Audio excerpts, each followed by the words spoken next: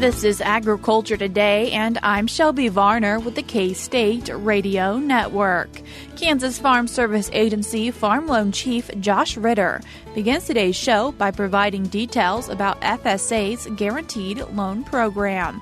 He reviews the different types and how it is managed. Continuing the show is K-State Extension Beef Cattle Specialist Justin Waggoner discussing alternative feedstuff options for cattle. Many things can be included but need to be tested and used properly. The Beef Cattle Institute at K-State rounds out today's show with this week's Ask the Experts. Brad White, Brian Lubbers, and Dustin Pendell think about different options for what to do with a consistently lame cow during gestation. That and more is coming up ahead.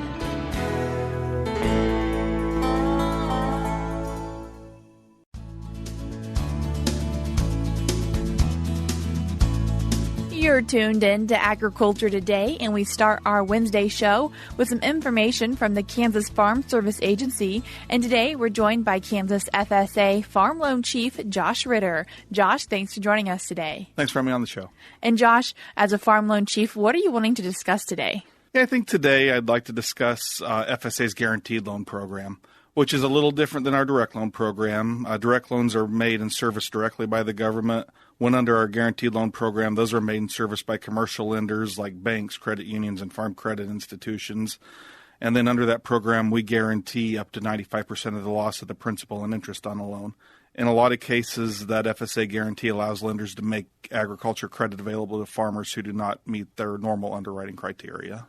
So as we focus in on these guaranteed loans, what different types are there? Primarily, there's two types of loans available under our Guaranteed Loan Program. The first type is going to be our guaranteed operating loans, which can be used to purchase livestock, farm equipment, feed, seed, fuel, and can be used for other operating expenses.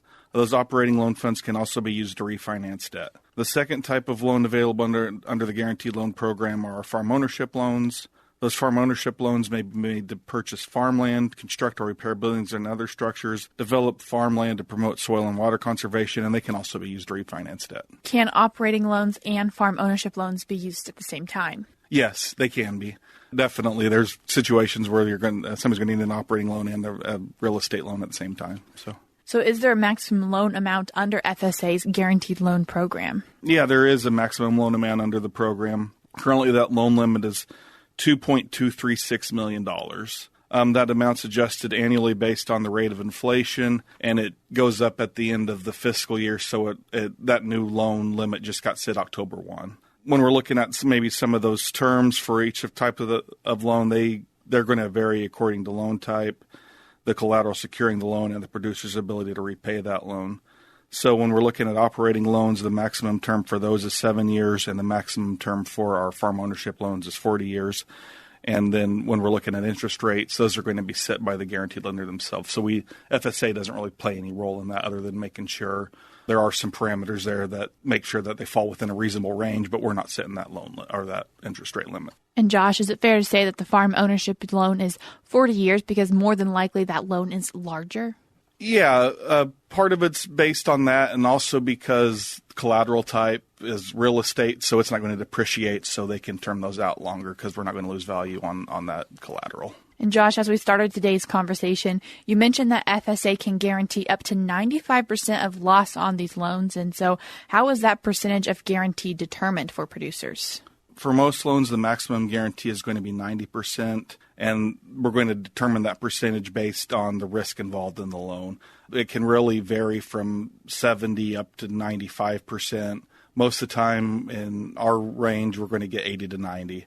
When we're looking at that 95% rate, that can be received when the purpose of the loan is to refinance a direct FSA farm loan, or a loan is being made to a qualified beginning farmer or socially disadvantaged farmer, or the loan is being made to a farmer participating in FSA's down payment loan program, which is a direct loan program available to beginning farmers, socially disadvantaged farmers, and veteran farmers. So it's not saying that FSA will guarantee 95%, but it has the potential to. Correct, yeah, if there's a loss on that loan. Josh, you mentioned a beginning farmer as well as a socially disadvantaged farmer and a veteran farmer. And so what are the definitions of those according to the Farm Service Agency? It's a fair question, and really they're very strict definitions from our regulations for FSA. So a beginning farmer is going to be an individual or entity who has not operated a farm for more than 10 years and substantially participates in the farm operation. To further that, to qualify as a beginning farmer for a farm ownership or real estate type loan, the applicant cannot own a farm greater than 30% of the average farm size in the county at the time of application. Moving on to a socially disadvantaged farmer or SDA farmer, that's defined as belonging to a group whose members have been subject to racial, ethnic, or gender prejudice because of their identity as a member of a group without regard to their individual qualities. These groups consist of American Indians, Alaska Natives, Asians, African Americans, Native Hawaiians, Pacific Islanders, Hispanics, and women. And then lastly, that last group you asked about was veteran farmers. And for FSA purposes, a veteran farmer is a farmer who has served in the armed forces, who has not operated a farm, or has operated a farm but for not more than 10 years, or is a veteran who served in active military and first obtained status as a veteran during the most recent 10-year period. So basically, to meet the definition of a veteran farmer for FSA, the applicant needs to be a veteran that has operated a farm for less than 10 years or received their veteran status within the past 10 years. Since there are so many different little qualifications there, if producers are wondering if they qualify, what should they do? I think the main thing there is just have that conversation with their local office. Tell them what their like for veterans, tell them what their designation is, and then we can make that determination based on that criteria. It does get pretty confusing though, so it definitely is something you have to work with your local office on. And as we're thinking about guaranteed loans, are there any fees that people should be aware of? Yeah, under these types of loans, the lender may charge the borrower fees for the loan provided they're no greater than the fees charged to non-guaranteed customers for similar transactions, so they can charge their typical lender fees.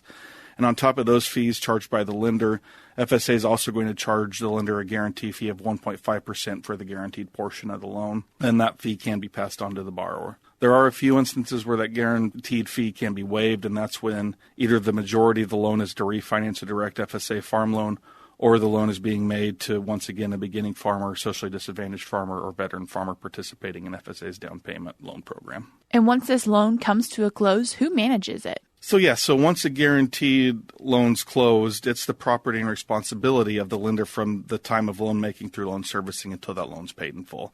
So the lender's going to be responsible for servicing their guaranteed loans in the same way they service any other loan in their portfolio.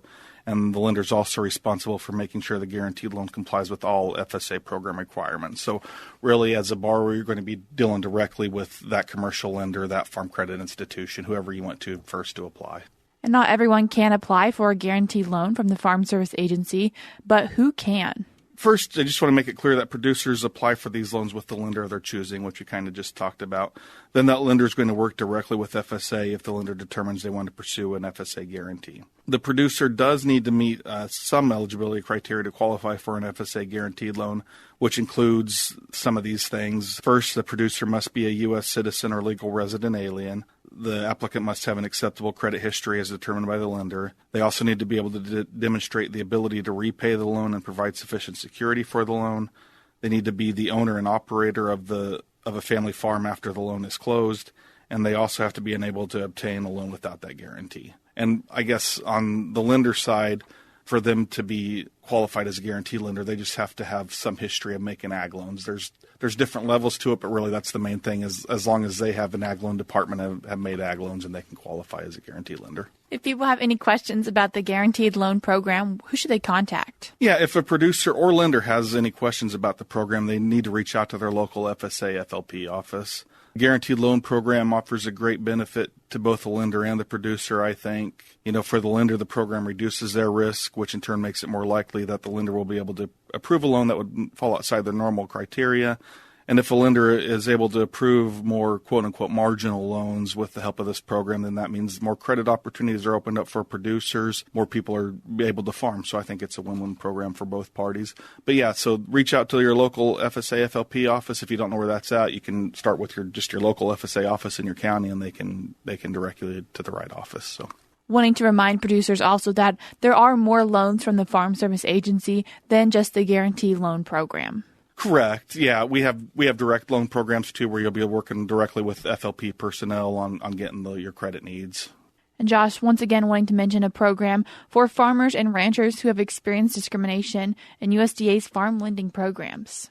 Yeah, when I guess the Inflation Reduction Act's been enacted for a while now, part of that was Section 22007, which is designed to help farmers and ranchers who experience discrimination in USDA's farm lending programs prior to January 1st, 2021. That's an important date to keep in mind there for everybody.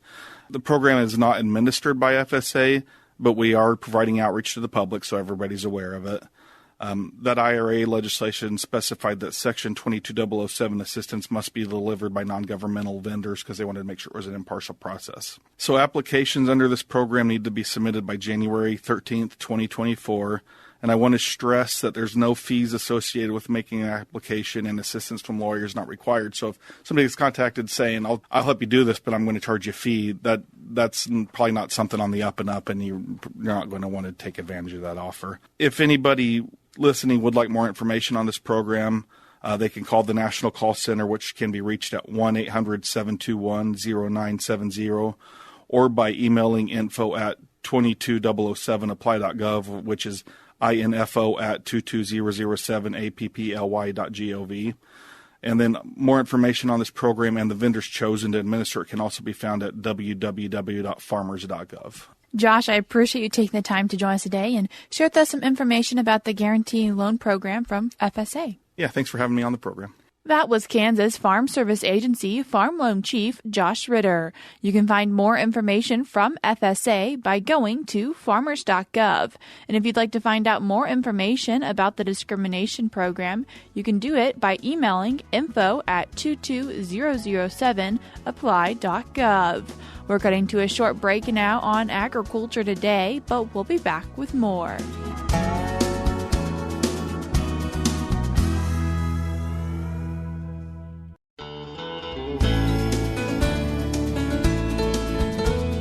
You're tuned in to Agriculture Today, and we continue our Wednesday show discussing how to evaluate alternative feedstuffs for cattle. And to talk about it, we're joined by K-State Extension beef cattle specialist Justin Waggoner. Justin, thanks for joining us today. Yeah, thank you. Justin, you recently wrote an article about this for the Beef Tips newsletter for K-State Beef Extension, and it's titled Evaluating Alternative Feedstuffs for Cattle. And before we hop into some of those different alternative feedstuffs, what is alternative feedstuffs? Yeah, so that's a really good question, Shelby. And, as I think about the term alternative feedstuff, it can really mean a lot of different things. I think to a number of producers, when we're thinking about an alternative feedstuff, we kind of picture, remnants of candy pieces or just really kind of odd things, bakery waste, potato products, that all those things that could ultimately find their way into a feed bunk somewhere. But we can actually broaden that definition. And one that I use is just anything that would not normally be fed to livestock or cattle. So I would even place some things like soybean hay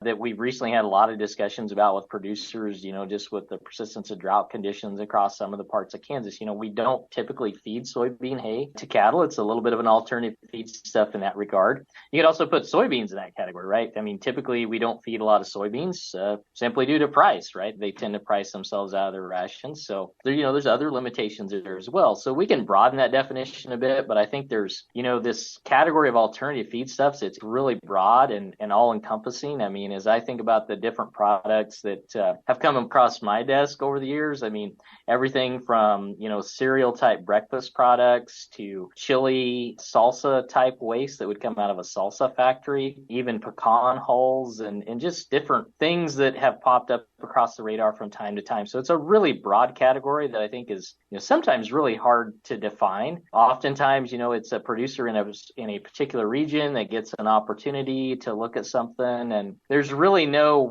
what exactly is an alternative feedstuff. So there's just really no, I think, a good hard definition there. It can really fit a lot of different potential feedstuffs that are out there. And as we're thinking about feeding things that maybe aren't commonly fed, especially as we think about that soybean hay, is there something producers should keep in mind? Yeah, so I think, a couple things that the soybean hay, I think it's a really good example of one particular issue that often comes up is that many of the products or specialty crop type products that might be available. So if you think about dry beans or just any of those type of residues that are out there, I mean, oftentimes there's a lot of chemicals or herbicides that would be used in those products that, oftentimes there's really no consideration for grazing or haying considered on those labels. And so we really need to know, when were those products applied? What were those products? What are those label restrictions? That was one of the big discussion points with soybean hay this year is, what products were applied. So that's a really good example of kind of knowing what's out there in terms of that.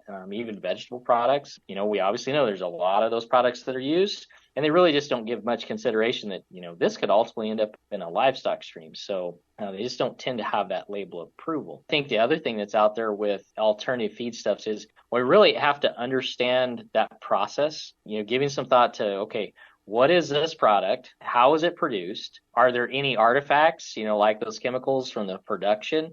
Maybe it's even the cleaning process of that particular factory. Is there something that could be a concern there? And so, those are kind of on the forefront of some questions that I would certainly advise producers ask that they're looking at some of those things is really get a full understanding and ask lots of questions about what this product is. The other side of that is the logistics, right? Okay, so we've got an opportunity to look at, some brewery waste, for example. So how much of this product is going to be produced on a weekly basis? If it's kind of a smaller brewery type setting, you're getting a sense of, what is that amount? How are they going to handle that product? How is it typically stored? How is it going to be delivered to you? In the case of some of these other products, we also have to think about, okay, well, if it's coming out of the human food stream and you think about best by dates, one of the particular products that came across my desk a few years ago was a producer was looking at some cull produce waste that was gathered out of some grocery stores in some large metro areas. And so as you look at that,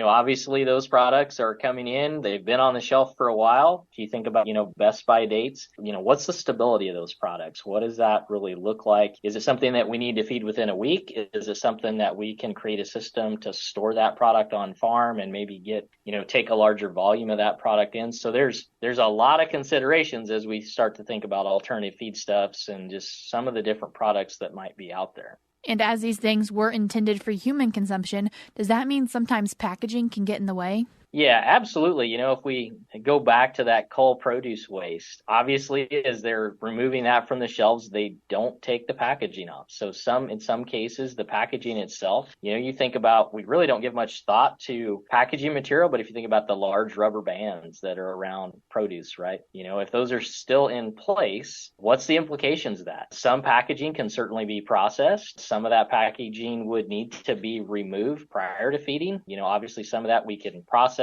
but it may pass through the animal and then it creates a problem in the manure. So, we have to be a little bit careful and maybe ask those questions. Certainly had another example where a producer was able to secure a fairly large volume of some breakfast products that were still in their foil wrappers. Obviously, as you start to look at that, well, what do we do with that? We've taken delivery of it on the farm. We could process that, but that could really create some problems for us later and in the facility. And so actually ended up removing those foil products was really what they felt was like the best option. So it's kind of a case of always ask those questions. How is this product going to come to us? Get a really good understanding of it. And many times those products, when we look at them, they're good feedstuffs, right? I mean, my two favorite words as a nutritionist are, free and feed. But oftentimes, especially with these alternative costs, I like to say, there's no free lunch, right? Even for cattle. So we've got to take those steps and evaluate those things. So we just always have to keep that in mind.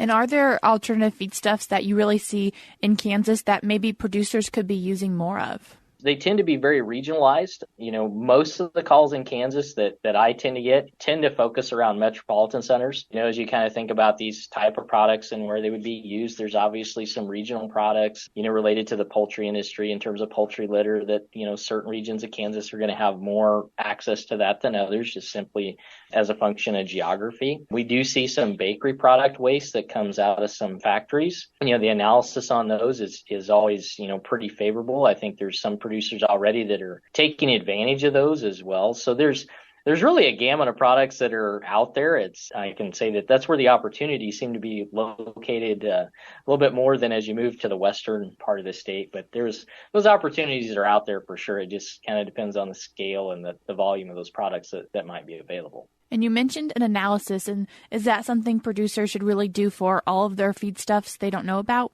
Yeah, absolutely. Especially as we get into this category of alternative feedstuffs.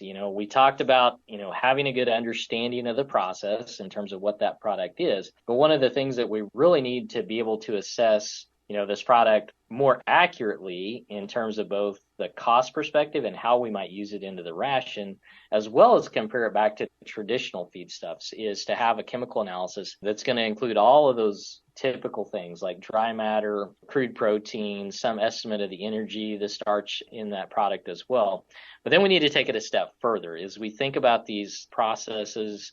Many of these are the product of a production process. And so anytime we do that, they really become non-natural product. And so what happens is we get some disproportionate concentrations of certain elements or nutrients that are out there. And so I really advise producers, especially in this alternative feedstuff category, to do a more thorough and complete analysis of some of these products that are out there that includes both the macro as well as the micro minerals. And in some cases, we've also had some producers find some interesting elements, like some heavy metals that'll show up that are just a byproduct of the production process, or, some artifact of the process that these products that went through. And, the concentrations of some of those, we can include them in the diet, but they're at very low levels. And so, we certainly need to take those into account and be aware of what's in some of these products. Worked with one, had a note from a producer after this article that talked about some high levels of aluminum that they were able to detect in some poultry waste. And we don't often think of that, but, my best read, we don't have a good explanation of why that might be in there, but it just could have been an artifact of how that product was processed or something that was going on. But that's certainly something that we need to account for as we think about ultimately using that feedstuff in the ration for sure. And where can producers find out more information about this? So all of our resources at the KSU Beef Team, there's really not a one publication to go to that really talks about alternative feedstuffs. So the first resource that I would point producers to is to reach out with their local extension community, get in contact with a specialist or a nutritionist that's really familiar with how to evaluate some of these, walk through that process, if you will, with, okay, here's the questions I was asked, just like we've kind of went through here, to get that understanding. And then all of our resources, as you think about getting more information on, forage testing or just analytical procedures, if you will, those are all going to be housed at ksubeef.org. And so that's really become our one-stop shop on the beef team for all of our resources there. And so I think that's a really great resource. But I think as you get to alternative feedstuffs, I would certainly encourage producers to reach out to an extension specialist, someone with a background in nutrition. In some cases, we may have to pull the phone a friend card if we get into some of the chemical and herbicide issues of some of those products, just simply because it may create some more questions that we need to get some answers to before we can put that in our rations. That was K-State Extension Beef Cattle Specialist Justin Waggoner. I will link the resources and his article in today's show notes on agtoday.net. We're cutting to a short break now, but we'll be back with more ahead.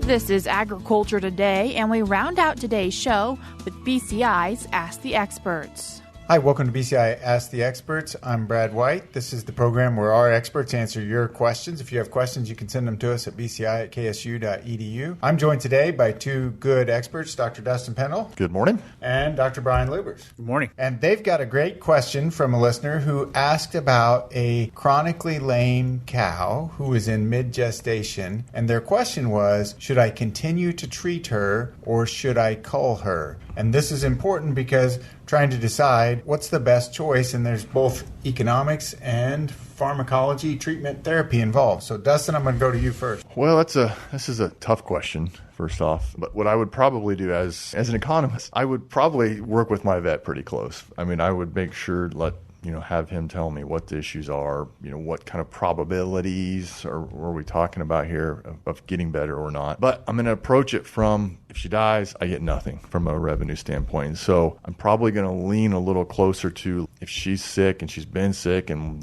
she's not going to get better anytime soon and we're going to continue treating her, let's maybe think about getting rid of her just so I can get something from a revenue standpoint. Sell her for salvage value, yes. Which may be less, especially if she goes through with the lame animal, but less is better than zero. That's what you're saying. I'm pretty risk averse, so I would rather get something rather than zero. So 5 points for Dustin at the start. Brian, what about you? I actually agree with Dustin's first part of his answer is if she's chronically lame, so I'm assuming we've had probably a couple rounds of antibiotics, she's not really improving, we need to figure out what's going on, because there's a range of things that could be happening. And Dustin's absolutely right. We can probably get a better prognostic value based on a more in-depth exam. But it could be things like foreign body, like a nail or something in there. And those are easy fixes, and those cows get better. And then, I'm keeping her. Absolutely. It could be things where she's got an infection in a deep joint, and she's probably not going to get better. But I guess I would lean towards kind of the more common causes of lameness in beef cows. I probably can manage her through the pregnancy. So I'd get that exam. I'd make sure I knew exactly what was going on. But you said she's mid-gestation, so I'm not going to get much for her. I'm probably going to see if I can get the calf out of her. And the other thing I would worry about a little bit is if she's had multiple treatments, I'd for sure want to make sure I'm not having any sort of violative residues, because if she's going cull cow, she's going slaughter. So be sure that whatever treatments I've given her, she's past the withdrawal time. Even if I decide to sell her now, which sounds like you're leaning toward keeping her, but if I sell her now, make sure she's past those withdrawal times. Yep, so absolutely. Strong response there. Brian's got 6. So, Dustin, I'm going to turn back to you, and I'm going to ask just in general, as I think about culling cows, so let me move just a little bit away from just this lame cow. Is there anything else I should be thinking about when I decide to make that decision, cull or keep? Well, I'd take a look at what the price is for cull cows for sure. And then again, take a look at the feedstuff prices. So can you hold on to her, maybe put a little more weight on a cull cow, and then sell her at a later time that maybe the markets are a little better? Again, coming back to this, what's the marginal cost of keeping her around, adding a few more pounds versus what is the value, that marginal value of keeping her around? And as long as the value is greater than that additional cost, that marginal cost, I'm going to keep her. Okay. And Brian, on the health side, and you mentioned this, there's uncertainty related to the outcome, and you got to get to the diagnosis. You got to figure out, back on this chronically lame cow, what exactly is it?